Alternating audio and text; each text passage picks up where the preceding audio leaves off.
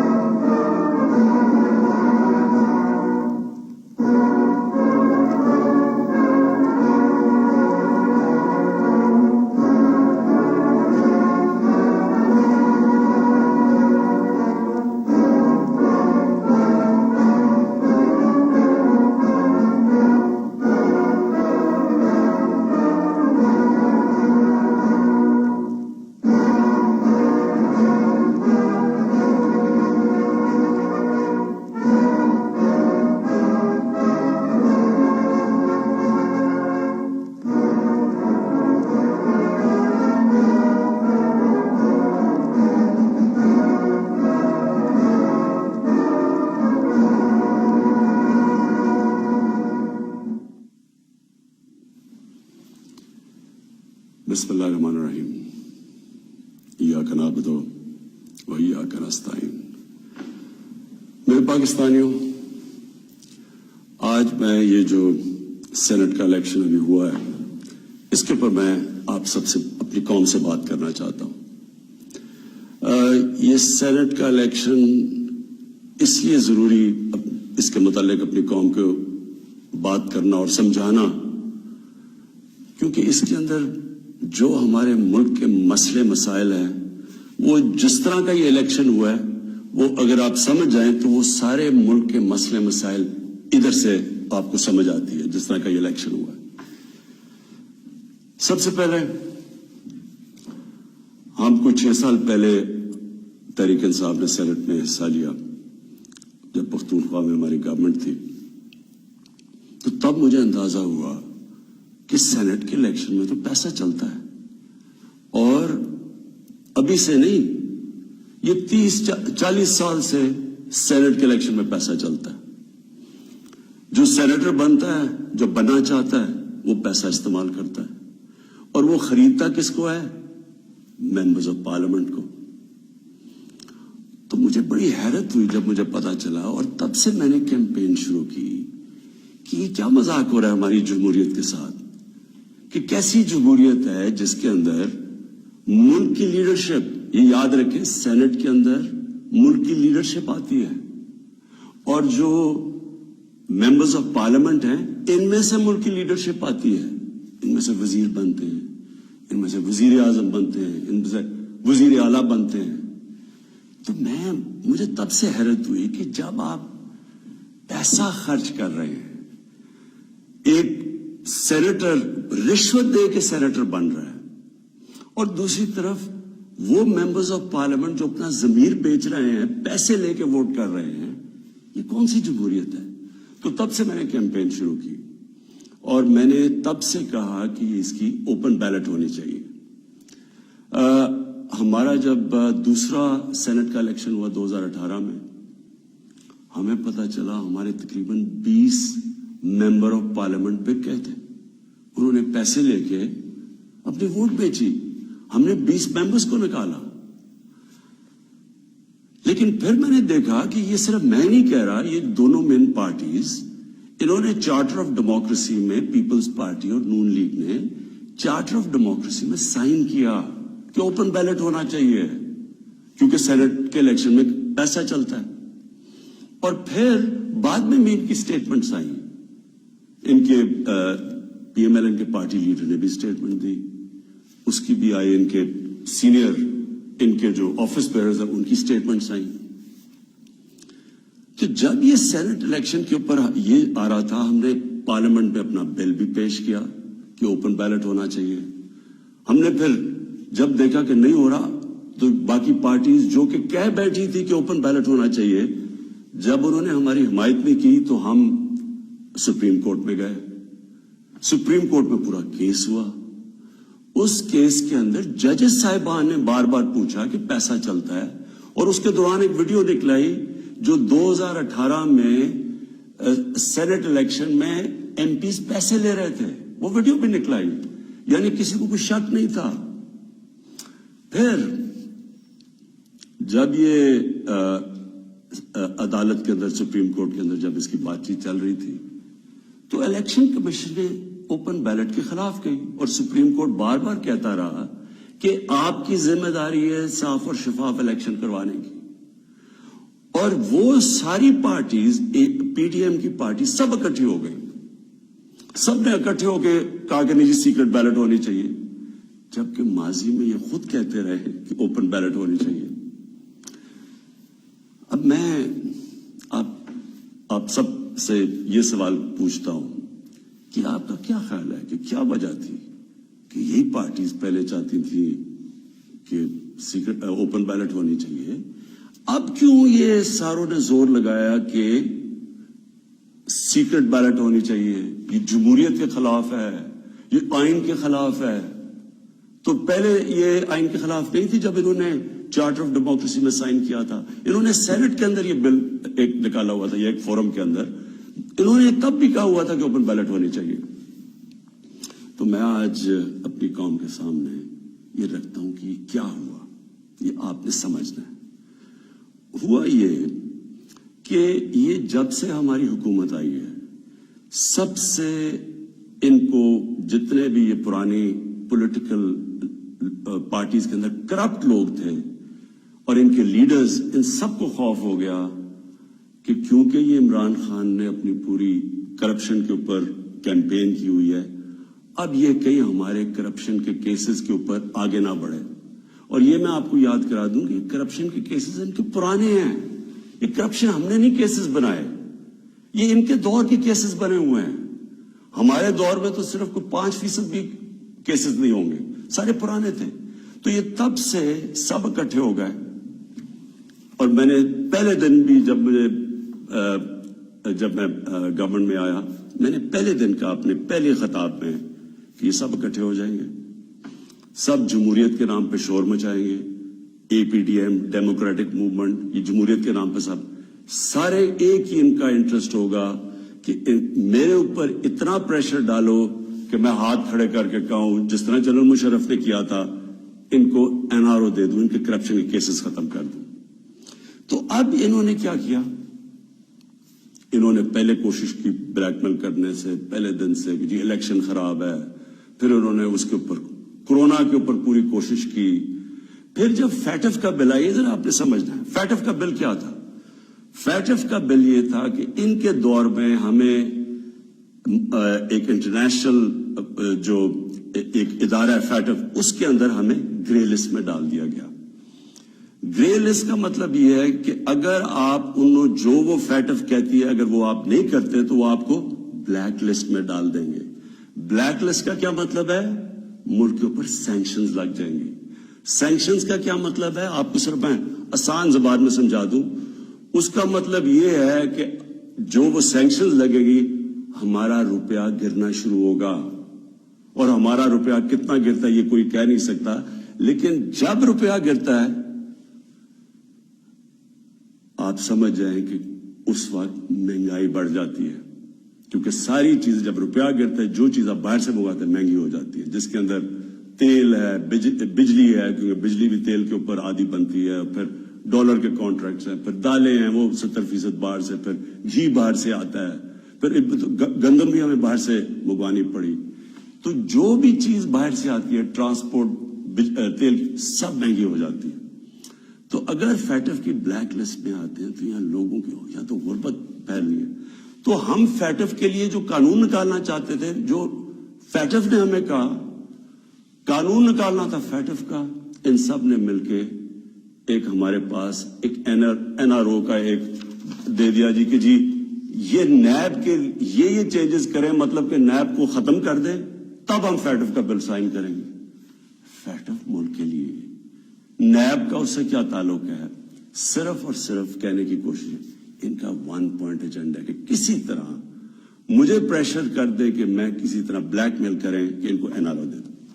اب آپ سمجھے کہ انہوں نے یہ کیوں کیا؟ کیوں یہ جو پہلے کہہ رہے تھے، سب کہہ رہے تھے کہ سینٹ کے الیکشن میں پیسہ چلتا ہے اور اوپن بیلٹ ہونی چاہیے، اور اب کیوں سب اکٹھے ہو گئے؟ سپریم کورٹ میں جا کے سب نے اکٹھے ہو زور زور سے کہا کہ نہیں جی ہمیں سیکرٹ بیلٹ چاہیے، خفیہ بیلٹ چاہیے۔ اس کی وجہ یہ تھی، انہوں نے یہ پلان کیا کہ یہ جو ہمارا الیکشن تھا حفیظ شیخ کا اور یوسف رضا گیلانی کا، اس میں انہوں نے پورا پیسہ چلانا تھا، پوری کوشش کرنی تھی کہ ہمارے ممبرز توڑیں، ان کو پیسے دے کے اپنے ساتھ ملائیں، اور کسی طرح وہ الیکشن جب وہ حفیظ شیخ نے ہارنا تھا تو اس سے کیا سامنے آنا تھا کہ جی عمران خان کی پارلیمنٹ کے اندر میجورٹی ختم ہو گئی، اور میجورٹی ختم حالانکہ ووٹ آف نو کانفیڈنس تو نہیں ہے، لیکن جب یہ ایک دفعہ آ جائے کہ جی عمران خان کے ممبر ادھر جا سکتے ہیں اور ان کے ممبر زیادہ ہو گئے ہیں، یعنی ہمارے ممبرز ان کے ساتھ چلے گئے، اس کا مطلب کہ اگلا سٹیپ یہ ووٹ آف نو کانفیڈنس لے آئیں۔ تو اصل مقصد یہ تھا کہ ووٹ آف کانفیڈنس کی تلوار میرے اوپر لٹکائیں، مجھے بلیک میل کریں کہ میں کسی طرح ان کو این آر او دے دوں۔ اب میں بتاتا ہوں کہ آگے میں نے کیا قدم دیے، لیکن میں صرف تھوڑا سا اپنی قوم کو، کیونکہ میں یہ ضروری ہے، آپ میں سے کئی نوجوان، ہماری نوجوان آبادی، ان کو پتہ نہیں ہے کہ میری یہ اب 25 سال ہو گئے، یہ اسٹرگل ہے کیا، یہ کیوں تھی۔ دیکھیں عمران خان وہ واحد پولیٹیشین ہے جس کے پاس سب کچھ تھا پالیٹکس میں آنے سے پہلے۔ میں وہ آدمی ہوں جس کو شاید ملک میں سب سے زیادہ شہرت تھی، جتنا پیسے تھے میری زندگی کے لیے بہت تھے، مجھے کسی چیز کی ضرورت نہیں تھی جب میں پالیٹکس میں آیا۔ میں آیا کیوں پالیٹکس میں ہم وہ ہیں جنریشن جو پہلی، میرے والد میری والدہ ایک غلام ہندوستان میں پیدا ہوئے تھے، میں پہلا پاکستانی جنریشن تھا جو آزاد ملک میں پیدا ہوا تھا، اور ہمیں اپنے ملک پہ بڑا فخر تھا۔ جیسے ہمارا ملک اٹھتا جا رہا تھا، آج سے 50 سال پہلے 55 سال پہلے پاکستان کی مثال دی جاتی تھی دنیا میں، ہمیں فخر ہوتا تھا۔ پاکستان کا دنیا کے اندر ایک رتبہ تھا۔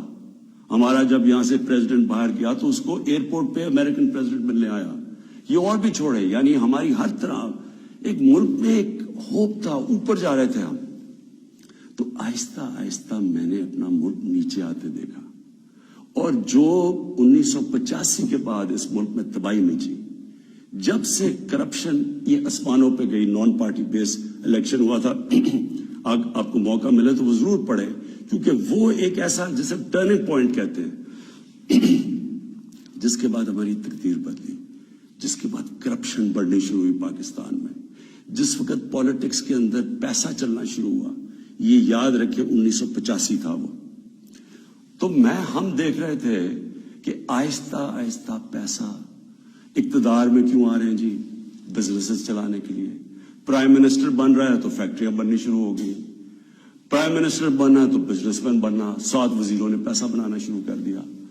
85 کے بعد ہمارا ملک جانا شروع ہوا نیچے۔ اس سے پہلے ہندوستان اور پاکستان کے اندر میں آپ کو فرق بتاؤں، میں جب کرکٹ کھیل کے ہندوستان سے پاکستان آتا تھا تو لگتا تھا غریب ترین ملک سے امیر ترین ملک میں آ گیا ہوں، اور آہستہ آہستہ آہستہ ہم نے چینج دیکھا یہ آتے ہوئے۔ میں اس لیے پالیٹکس میں آیا تھا، اور میرا مقصد کیا تھا؟ دیکھیں میں نے تو بہت اپنا وقت باہر کی دنیا میں گزارا ہے، میں نے مغربی ممالک دیکھے ہیں، میں نے انگلینڈ کے اندر ان کے سارے سسٹمز دیکھے ہیں۔ فرق کیا ہے؟ کیا وجہ ہے کہ ایک ملک اوپر چلا جاتا ہے اور دوسرا ملک سارے وسائل کے باوجود نیچے آ جاتا ہے؟ وہ ہے لفظ انصاف، قانون کی بالادستی۔ نبی صلی اللہ علیہ وسلم نے مدینہ کی ریاست کی بنیاد کس چیز پہ رکھی تھی؟ عدل اور انصاف پہ۔ انہوں نے جب کہا تھا، اور وہ اچھا یہ ہے کیا انصاف؟ قانون کی بالادستی کا مطلب کیا ہے؟ میں چاہتا ہوں سب نوجوان آپ سب سمجھیں۔ قانون کی بالادستی کا مطلب یہ ہوتا ہے کہ طاقتور اور کمزور ایک ہی برابر ہوں، قانون ان سے ایک طرح کرے۔ جب نبی صلی اللہ علیہ وسلم نے کہا تھا کہ تمہارے سے پہلے بڑی قومیں برباد ہوئی، جو طاقتور کے لیے ایک قانون، کمزور کے لیے دوسرا قانون، وہ قومیں تباہ ہو جاتی ہیں۔ جو جب انہوں نے کہا کہ میری بیٹی بھی اگر جرم کرے بھی اس کو سزا ملے گی، کہنے کا مطلب یہ ہے کہ قانون یعنی انصاف وہ ہوتا ہے جو طاقتور کو قانون کے نیچے لے کے آتا ہے۔ اب یہاں کیا ہو رہا تھا؟ جو طاقتور اس کے لیے سارا ایک قانون، وہ چوری کر رہا ہے، وہ پیسے بنا رہا ہے، وہ منی لانڈرنگ کر رہا ہے، وہ پلاٹوں کے اوپر قبضے کر رہے ہیں، وہ سرکاری ان کو کوئی پکڑ نہیں رہا تھا۔ بیچارے غریب لوگ جیلوں میں بھرے ہوئے تھے۔ میں نے بھی جب جنرل مشرف کے دور میں کوئی 8-9 دن جیل میں گزارے ہیں، وہاں صرف غریب لوگ آپ کو نظر آتے ہیں، لگتا ہے صرف غریب ہی چوری کرتا ہے۔ دیکھیں، یہ آپ کو آج میں صرف سمجھانے کی کوشش کر رہا ہوں کہ میری سٹرگل ہے کیا۔ دو چیزیں ہوتی ہیں، جب طاقتور کو ایک ملک کا قانون اس کو پکڑتا نہیں ہے، جب وہ کوئی جرم کرتا ہے تو وہ ملک اپنی تباہی کی طرف چلا جاتا ہے، جس طرح ہمارے نبی صلی اللہ علیہ وسلم نے کہا تھا۔ وہ کیوں چلا جاتا؟ میں یہ بھی آپ کو سمجھاتا ہوں۔ دیکھیں، چھوٹے چوری کرتے ہیں، غریب آدمی چوری کرتا ہے، پٹواری چوری کرتا ہے، تھانے دار، وہ پیسے بناتے ہیں، تنگ ہوتے ہیں لوگ۔ لیکن جب ملک کا پرائم منسٹر اور منسٹر چوری کرتا ہے تو وہ ایک ملک کو مقروض کر کے رکھ دیتا ہے۔ وہ کیسے کرتا ہے؟ میں پرائم منسٹر ہوں، سارے جتنے میرے جیل میں چور بھرے ہوئے ہیں، ان کی ساری چوریاں اکٹھی بھی کر دو تو وہ کتنے کی بن جائے گی؟ 2, 3, 4 ارب، 5 ارب، 6 ارب۔ میں پرائم منسٹر ہوں، میں ایک پروجیکٹ کے اندر میں اربوں روپیہ بنا سکتا ہوں۔ کیسے؟ میں پاور پروجیکٹ لگاؤں، اور یہاں ہوا ایسے، پاور پروجیکٹ لگاتا ہوں 100 ارب کا، وہ ہوتا ہے اس کی قیمت 100 ارب، میں اسے کہتا ہوں 130 ارب کر دو۔ 30 ارب سیدھے میرے باہری ملک سے باہر ہی چلے جاتے ہیں، میرے اکاؤنٹ میں آ جاتے ہیں۔ اب وہ جو 30 ارب، سب سے پہلے تو سارے ملک کے چور ملا کے بھی 30 ارب چوری نہیں کرتے۔ وہ جو جیلوں میں بچارے ہیں، مشکلوں میں، کوئی بے روزگار ہے، کوئی 100 مسئلے ہوتے ہیں عام آدمی کے، کئی تو ہوتے بھی چور ہیں لیکن کئی بچارے مجبور بھی ہوتے ہیں، وہ تو جیلوں میں ہیں۔ سیدھا بیٹھ کے 30 ارب ایک ڈیل میں بنا سکتا ہوں۔ اور اچھا، اس کی قیمت کون ادا کرتا ہے؟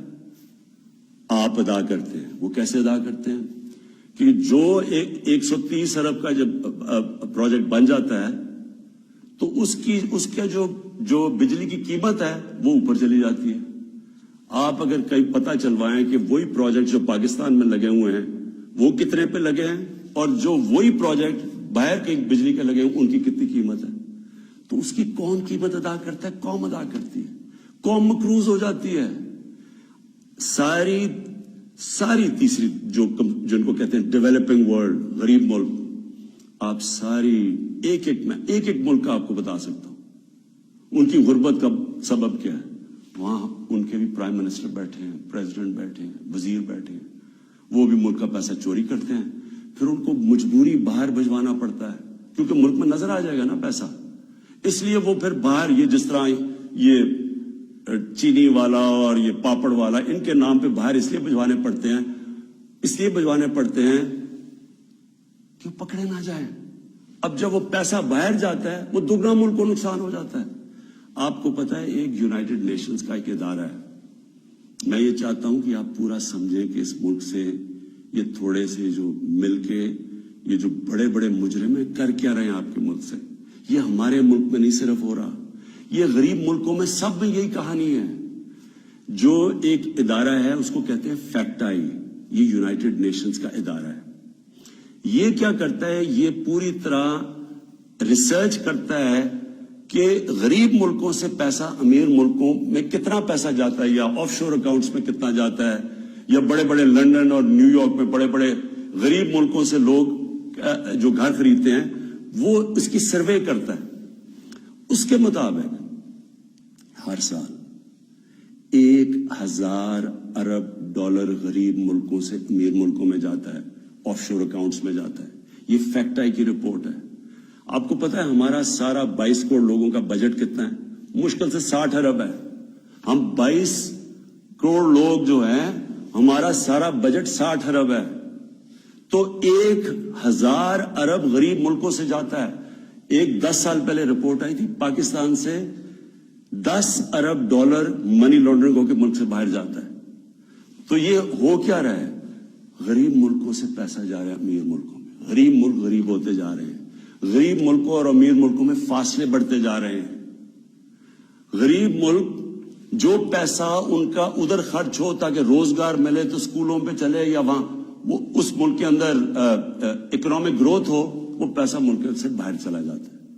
تو جو پرائم منسٹر اور وزیر جب کرپشن کرتے ہیں وہ ملک کو مقروض کر دیتے ہیں, قرضے چڑھ جاتے ہیں. وہ قرضے اتارنے کے لیے ٹیکس لگانے پڑتے ہیں. ٹیکس سے مہنگائی ہوتی ہے, مہنگائی سے غربت ہوتی ہے. دوسرا جب وہ ڈالر باہر بھیجتے ہیں روپے پہ پریشر پڑتا ہے. جب روپیہ گرتا ہے باہر سے ساری چیزیں پھر مہنگی ہو جاتی ہیں.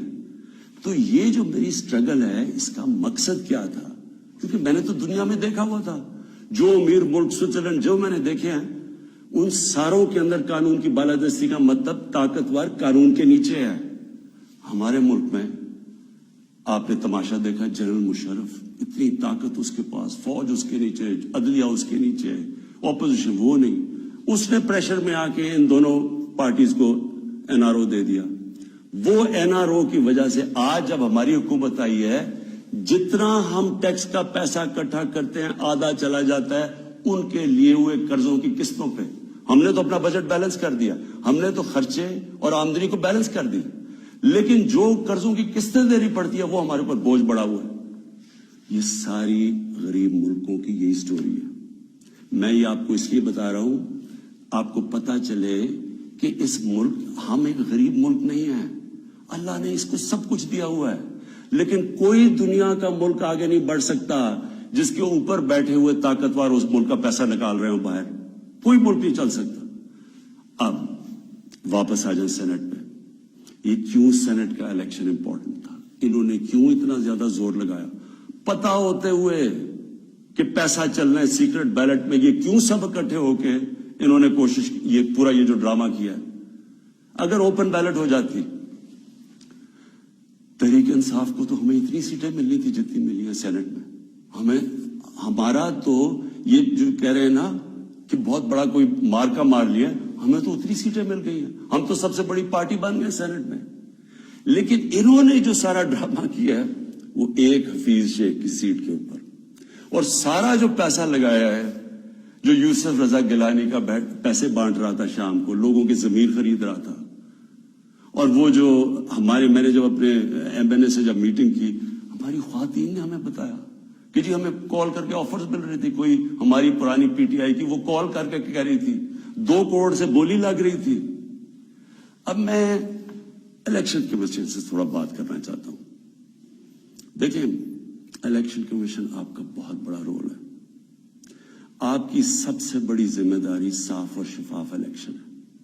یہ آپ کی آئینی ذمہ داری ہے.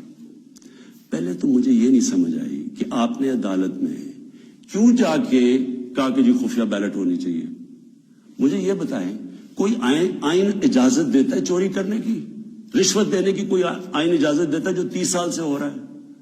پھر جب آپ کو سپریم کورٹ نے موقع دیا, کیا انہوں نے آپ کو کہا کہ ہاں اس دن سیکرٹ بیلٹ کروا لو, لیکن اس کے بعد ان کی آئیڈینٹیفیکیشن رکھو بیلٹ کی کہ ہم مثلا آج پتا چلوانا چاہتے ہیں جی ہمارے 15-16 لوگ جو بکے ہیں, میں ورڈ یوز کر رہا ہوں بکے ہیں, ہمیں پتا تو چلے وہ کون ہے. آپ نے ان مجرموں کو بھی بچا لیا یہ سیکرٹ بیلٹ کروا کے. آپ نے ہماری جمہوریت کو نقصان پہنچایا ہے. مجھے بتائیے کون سی جمہوریت ہے جدھر پیسے دے کے کوئی سینٹ بنتا ہے؟ یہ جمہوریت ہے؟ جمہوریت کا تو مطلب ہوتا ہے الیکشن سے لوگ اوپر آتے ہیں. یہ پیسے دے کے اوپر آنے کا یہ جمہوریت ہے؟ دوسرا مجھے بتائیں کہ جو ہمارے بچے ہیں, ہمارا ایک نوجوان آبادی ہے, ہم کیا ان کے لیے مثال سیٹ کر رہے ہیں؟ سارے ملک کے سامنے پیسے چل رہے ہیں, وہ ویڈیو چل رہی ہے پیسے کی. اس سے پہلے ویڈیو چلی جو 2018 کے الیکشن میں کہ جناب وہ ایم پیز کروڑوں روپے ایسے کر کے بیگز میں ڈال رہے ہیں. کچھ کوشش کی؟ کیا آپ کو یہ نہیں پتا کہ آپ کی ذمہ داری تھی انویسٹیگیٹ کرنے کی؟ ساری ایجنسیز آپ کے نیچے ہیں, سب کے سامنے یہ تماشا ہوا. مجھے یہ بتائیں کہ جب ایک ملک کی لیڈرشپ, یہ لیڈرشپ ہے سینٹ کی, جب یہ رشوت دے گی اور رشوت لے گی تو آپ کیا کہیں گے کہ پٹواری اور تھانے دار وہ ٹھیک ہو جائے گا؟ کیا آپ کہیں گے باقی لوگ ٹھیک ہو جائیں لیکن لیڈرشپ چوری رشوت دے؟ ایک چائنیز پروورب ہے کہ fish rots from the top. جب اوپر آپ کرپشن کی اجازت دے رہے ہیں اور آپ کے سامنے ہوئی ہے اور آپ کو پتا تو ہونی ہے. میں کہتا کیا, میں نے الیکشن سے پہلے کہا کہ ریٹس لگ گئے لوگوں کے, بولیاں لگ رہی ہیں. آپ کو موقع جب دیا سپریم کورٹ نے, کیا وجہ تھی کہ آپ 1500 بیلٹس کے اوپر کوئی ایک بار کوڈنگ نہیں کر سکتے تھے؟ آپ نے تو پوری طرح ایک موقع دیا ملک کی جمہوریت کو ڈسکریڈٹ کرنے کے لیے. اس سے کیا ہوا؟ میں آپ سے سوال پوچھتا ہوں کہ آج کیا ہماری جمہوریت اوپر گئی ہے نیچے گئی ہے؟ جو آپ نے ملک کی موریلٹی, اخلاقیات کو نقصان پہنچایا ہے کہ یہ جو اوپن ہارس ٹریڈنگ ہو رہی ہے, کیا اس سے فرق؟ مجھے بتائیں. یہ ایک بڑی عظیم خواب کا نام تھا پاکستان, اسلامی فلاحی ریاست. یہ علامہ اقبال نے کہا تھا مثال بنے گی مسلمان دنیا کے لیے. مجھے بتائیں یہ اپنے نوجوانوں کو آپ کیا بتائیں گے؟ یہ سارے ملک کے سامنے, اور یہ کتنا پیسہ چلا ہے یہ ابھی تو یہ تو سامنے آ گیا نا آپ کا ویڈیو. آپ کو یہ نہیں اندازہ کہ کتنا پیسہ چلا ہے اس الیکشن کے اندر, کس طرح لوگوں نے اپنے ضمیر بیچے ہیں پیسہ بنانے کے لیے, کس طرح ہماری پالیٹکس کو کرپٹ کیا گیا ہے. جو کروڑوں روپیہ خرچ کر کے سینیٹر بنے گا وہ حاتم تائی ہے, وہ آ کے ملک کی خدمت کرے گا, وہ یہ پیسہ کدھر سے ریکور کرے گا؟ پھر کہتے جی کہ دیکھیں جی کرپشن بڑی بڑھ گئی ہے ملک میں. کبھی قانون سے بھی کوئی کرپشن ختم ہوئی ہے؟ مجھے بتائیں, کبھی کوئی قانون بنا کے یا لا انفورسمنٹ سے کرپشن ختم ہو سکتی ہے؟ کرپشن ایک معاشرہ ختم کرتا ہے, ایک قوم مل کے کرپشن ختم کرتی ہے. جب ایک قوم ایک میسج دیتی ہے کہ جو کرپشن کرے گا, رشوت دے گا, وہ ہمارے میں سے نہیں ہے, اس کو لوگ شادیاں نہیں کروائیں گے ان گھروں میں, ان کو گوت پارٹیز پہ نہیں بلائیں گے. یہاں کرپٹ لوگوں کو آپ مین سٹریم میں لا رہے ہیں. اور میں یہ بھی کہنا چاہتا ہوں, ہمارے وہ میڈیا کے لوگ, میں ان سے سوال پوچھتا ہوں, بڑے بڑے صحافی عدالت میں جاتے ہیں, عدالت میں جا کے کہتے ہیں کہ جی نواز شریف کو تقریر کرنے کی موقع دینا چاہیے, وہ نیلسن منڈیلا تقریر کرے گا, ملک کو پتہ نہیں کیا فائدہ ہوگا. ایک آدمی سپریم کورٹ سے کنوکٹ, ایک مجرم جھوٹ بول کے ملک سے بھاگا ہوا, جس کے اوپر اربوں اربوں روپے کی چوری, اس کے بیٹوں کے اربوں روپے کی پراپرٹیز میں رہ رہے ہیں لنڈن. ملک سے کیوں بھاگے ہوئے جی؟ ہم برطانوی سٹیزن ہیں. وہ تو جی بکنگھم پیلس میں پیدا ہوئے تھے نا, کدھر سے پیسہ آیا ان کے پاس؟ یہ یہاں سے پیسہ چوری کر کے باہر بیٹھے ہوئے ہیں, وہ باہر بیٹھا ہوا ہے, اس کا منشی جو دماد ہے وہ باہر بیٹھا ہوا ہے, ان کے بچے باہر بیٹھے, سارے اربوں پتی ہیں, کوئی جواب. اور یہاں ہمارے صحافی کہہ رہے ہیں کہ جو اسے تقریر کرنے کا موقع دے, وہ کوئی جیل سے نکلتا ہے اربوں روپے کی کرپشن کے چارج, وہ جا کے پھول پھینک رہے ہیں لوگ اس کے اوپر. مجھے یہ بتائیں کیسے کرپشن ختم ہوگی؟ جب آپ معاشرہ جب ان کرپٹ لوگوں کو ایکسیپٹیبل کر دے گا. یہ کھلے عام جب یوسف رضا گیلانی یہ جب بنے گا سینیٹر اور وہ پیسے چلا کے, اور ہم اس کو ایکسیپٹ کریں گے جی جی جمہوریت ہے بڑی آ گئی. یہ صرف میں یہ سمجھنے کی کوشش کر رہا ہوں کہ کیا ہمیں فکر ہے اپنے آنے والے بچوں کی, اپنی جنریشنز کی, اپنی نسلوں کی, کہ کیا ہم ایگزامپل سیٹ کر رہے ہیں ان کے لیے.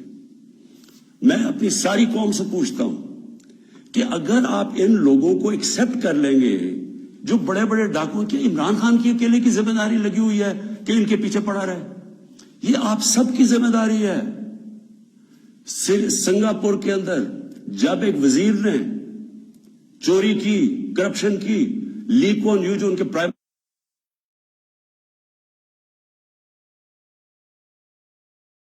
منسٹر کا سب سے قریبی تھا، اس نے جب اس کو سزا دلوائی اس نے خودکشی کر لی، کیونکہ اسے پتا تھا معاشرے میں اب میری جگہ ختم ہو گئی ہے. اس کو معاشرے میں ہال نہیں ڈالیں گے، پھول نہیں پھینکیں گے کہ نیب سے باہر آ رہے جی پھول پھینک رہے ہیں. کوئی نہیں پوچھ رہا کہ اس نے کتنی کرپشن کی ہے. میرے پاکستانیوں، دیکھیں یہ آپ کے اوپر ہے. کیا آپ اپنے ملک کو اوپر لے جانا چاہتے ہیں یا ان چوروں کے ساتھ کمپرومائز کرنا چاہتے ہیں؟ ہم آج اس لیے یہاں ہیں کہ ہم نے چوری ایکسپٹ کی، چوروں کو ایکسپٹ کیا. ہم نے ان لوگوں کو جب ہمیں پتا ہوتے ہوئے کہ انہوں نے آپ کا پیسہ میرا تو نہیں پیسہ چوری ہوا، یہ جو پیسہ باہر گیا یہ میرا تو پیسہ نہیں باہر گیا، یہ ہمارا پیسہ باہر گیا ہے. یہ کانٹریکٹس کے اوپر پیسہ بناتے ہیں، ہر چیز کے اوپر، سڑک جو ہے میں باقی پیسہ ان کی جیب میں.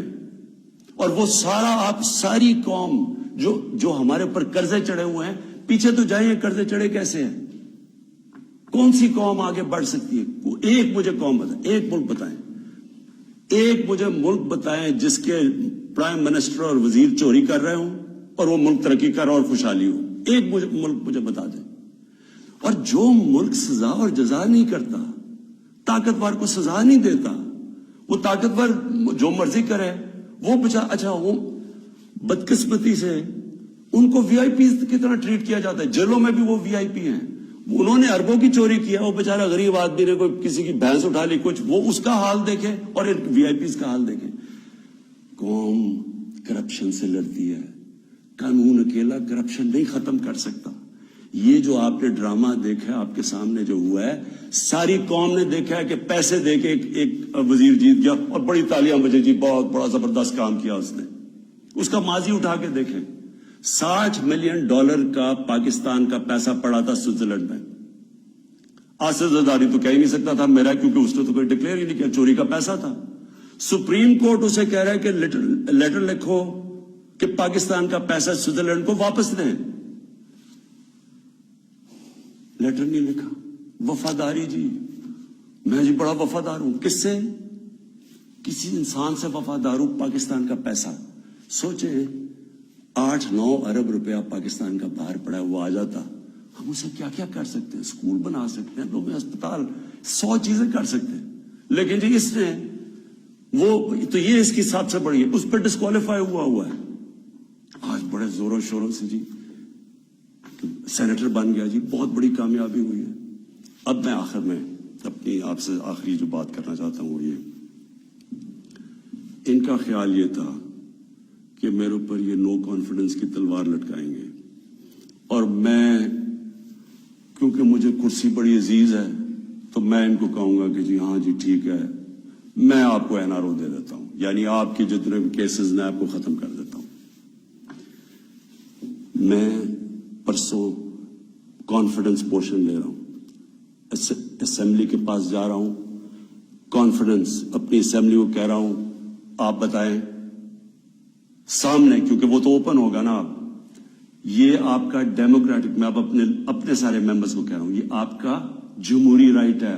آپ کہہ سکتے ہیں کہ جی ہم عمران خان کے ساتھ نہیں ہیں، میں آپ کی عزت کروں گا، ٹھیک ہے، میں نااہل ہوں، اتنا قابل نہیں ہوں. آرام سے ہاتھ کھڑے کرے کہ نہیں ہے، میں اپوزیشن میں چلا جاؤں گا. اگر آپ جیت جاتے میں اپوزیشن میں بیٹھ جاؤں گا. لیکن خفیہ طور پہ ہاں جی ہم آپ کے لیے ووٹ کریں گے، پیسے لے کے کسی اور کو ووٹ کریں. آپ اپنی آخرت تباہ کرتے ہیں. خوف خدا ہونا چاہیے آپ کو. اوپر والا تو سب کچھ دیکھ رہا ہے، ہمیشہ فکر کیا کرے اپنی آخرت کی. تو میں کانفیڈنس لوں گا جا کے اپنی اسمبلی سے. اور میں آپ کو یہ بتا دوں، یہ اب میں ذرا مخاطب ہوں، یہ جو سارے پی ڈی ایم کے جتنے یہ بڑے بڑے جو ان کے جو یہ جو بڑے بڑے کیا ہیں، یہ جو بھی ہیں، آپ سب کو میرا یہ پیغام ہے. دیکھیں، مجھے اگر اگر پاور بری جاتی ہے مجھے کیا فرق پڑتا ہے؟ میں نے کوئی فیکٹریاں بنائی ہیں آ کے، میں نے کوئی اپنے رشتہ داروں کو کئی بڑے بڑے عہدے دیے ہیں، میں تو کوئی باہر جا کے یہاں پیسے نکال کے تو بڑے بڑے کوئی مے فیئر میں نے کوئی بڑے بڑے گھر لے لیے ہیں۔ میں تو اپنے گھر میں رہتا ہوں، سوائے حکومت کا میرے اوپر پیسہ ایک ٹریول پہ اور ایک سیکیورٹی پہ، اس کے علاوہ سارے خرچے میں اپنے برداشت کرتا ہوں۔ سارے میرے ٹریول دیکھے، جب میں باہر گیا ہوں 10 گنا کم پیسہ خرچ کیا میں نے ٹریول میں، کیونکہ مجھے یہ نہیں کہ میں آپ کو کہہ رہا ہوں، مجھے خوف خدا ہے۔ میرے ملک میں